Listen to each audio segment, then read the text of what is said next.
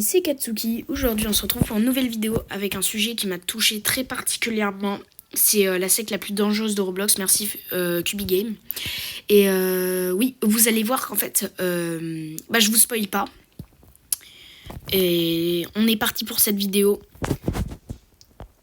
Hop. Imaginez, vous êtes père de famille, vous avez une femme et un enfant. Un soir, après une grosse journée de travail, vous ouvrez la porte. Puis vous retrouvez votre fils pendu et scarifié. En regardant sur la table, vous trouvez une note. Je suis désolé, j'ai été tellement stupide envers vous. Je vous aime vraiment. Je suis désolé, je ne peux plus faire ça. S'il vous plaît, arrêtez, je vous en prie. Je suis désolé envers tout le monde. Je fais cela comme ma dernière quête pour renaître, pour que le Seigneur me voie enfin. Merci pour ton aide, merci pour tout Seigneur, merci pour ton... Alors là, vous allez vous demander, mais qu'est-ce que le symbole du spawning fait devant un gars là? Un gars tout blanc qui sert à rien.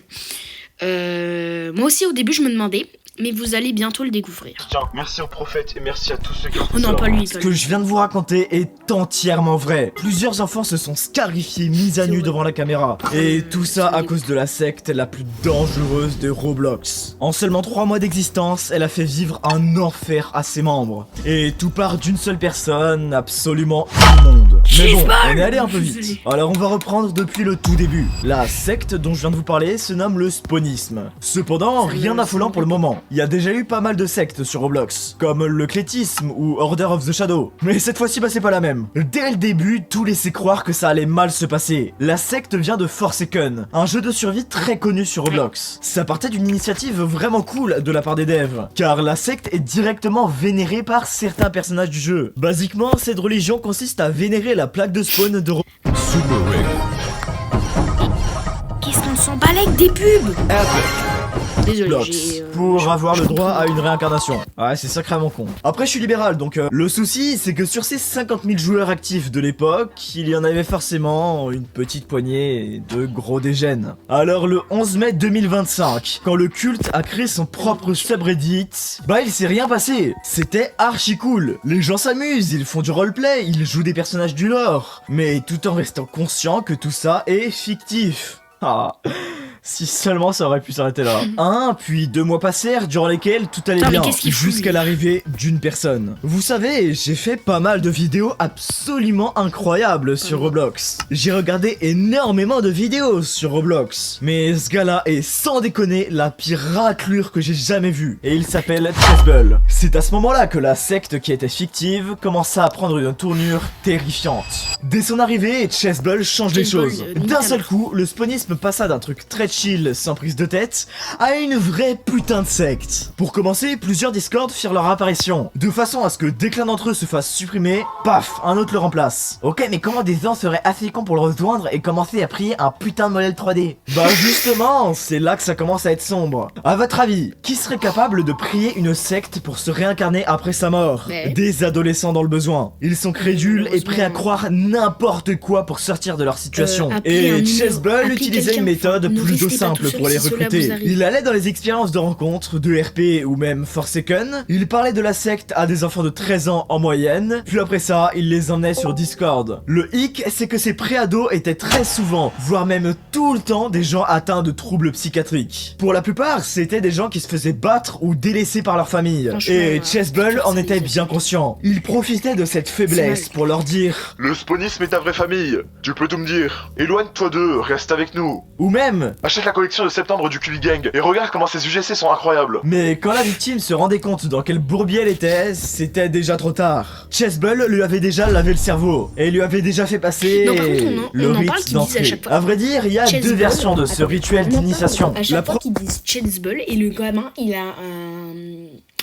un chewing-gum dans la bouche. Non, c'est bon, j'arrête mes fleurs. Père consistant à écrire sur un bout de papier: je suis la pute de Chessbull ou Chessbull est mon maître, et de prendre ça en photo. La deuxième, elle aussi a été prouvée. Cependant, elle n'a pas été obligatoire pour tous les membres de la secte. Il semblerait que Chessbull ne l'imposait qu'aux victimes les plus jeunes, les plus crédules, les plus brisées mentalement. En gros, les seules personnes capables de faire cette horreur. Tout d'abord, l'enfant devait se déshabiller. Puis souvent, Chessbull lui demandait de se mettre dans des positions immondes. Ensuite, avec un couteau, la personne devait s'automutiler. Et se scarifier le symbole du spawnisme sur la peau. Tout ça devant le regard de dégénéré de Chessbull. Et ça s'arrête pas là, parce que ce que les victimes ne savaient pas, c'était que l'appel était enregistré. Puis après ça, Chessbull se servait de ces enregistrements pour faire chanter la victime. Et oui, je pense que vous l'avez remarqué, Chessbull est un énorme pédophile. Et le spawnisme est infesté d'autres gens comme lui, se servant de la secte pour combler tous leurs fantasmes. Moi les gars, mon seul fantasme c'est que vous vous abonniez. Mais passer ce rituel, c'est loin d'être fini. Parce que les membres du culte se réunissent sur différentes expériences, pour parler ou faire des sacrifices. Et ces sacrifices nécessitent tout simplement de supprimer le compte d'une personne. Autant vous dire que si t'avais acheté Dragon Perm, tu l'avais bien dans le cul. Mais comment ces expériences ne se faisaient pas ban? Bah tu sais, Roblox a la fâcheuse tendance de protéger les prédateurs. Ok, mais comment il y a autant de gens qui ont rejoint le mouvement? Flep et ses sbires ont pas pu tous les recruter? Justement, non. Déjà, il y a des rumeurs comme quoi ils utilisaient des scripts qui envoyaient automatiquement des demandes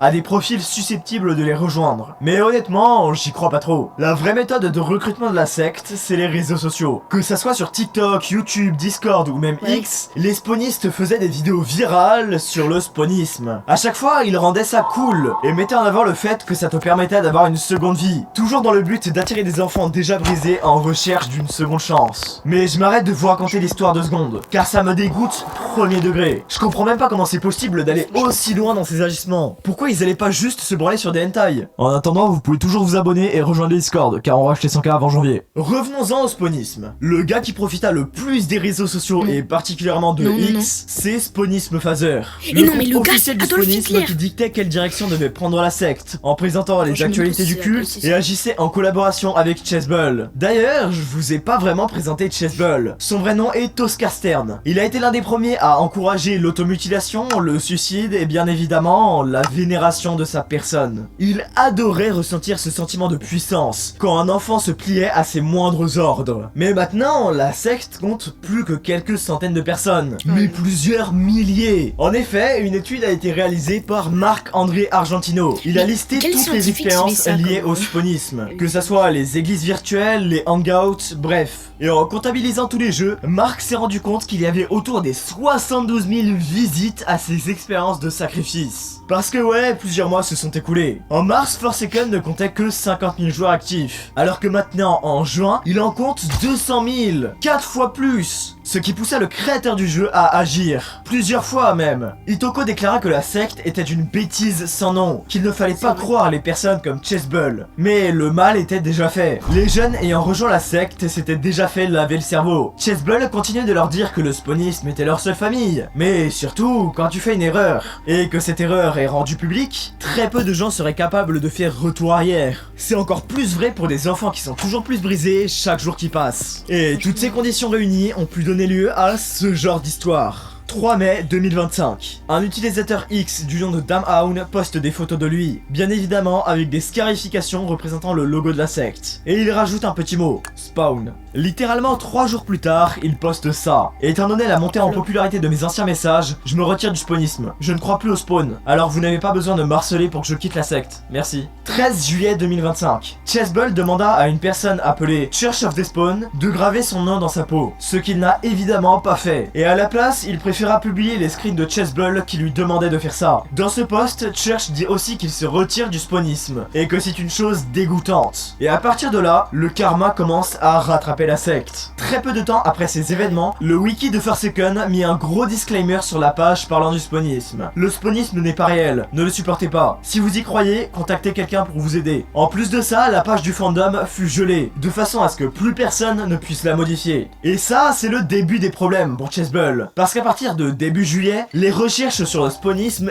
explosent. Mais ce qu'il faut savoir, c'est que Chessbull est extrêmement con. Parce qu'une secte qui fait ses bails dans l'ombre, ça passe. Mais quand ils font des TikTok de propagande et exposent les actualités du groupe sur Twitter, bah ça passe un peu moins. Le culte commence vraiment à se faire connaître. Et des messages comme le spawnisme ne devrait pas exister commencent à se propager. Des groupes d'anti-spawnisme s'organisent pour lutter contre la secte. Suite à l'ampleur du mouvement de l'anti-spawn et des plaintes déposées, les réseaux sociaux comme Discord, TikTok, X, YouTube et Snapchat ont banni tous les contenus mentionnant le spawnisme. Même Roblox a réagi pour bannir toutes les églises virtuelles de la secte. Alors que pourtant, on sait tous que Roblox protège les prédateurs. Ouais, Frischlet. Et ce qui devait arriver, arriva. Le 19 juillet, la police toqua au domicile de Chessbull. Le lendemain, le père de cette merde a fouillé dans le PC de son fils. Et la vidéo de sa réaction est disponible en fouillant un peu. Are you fucking stupid? I did not do it.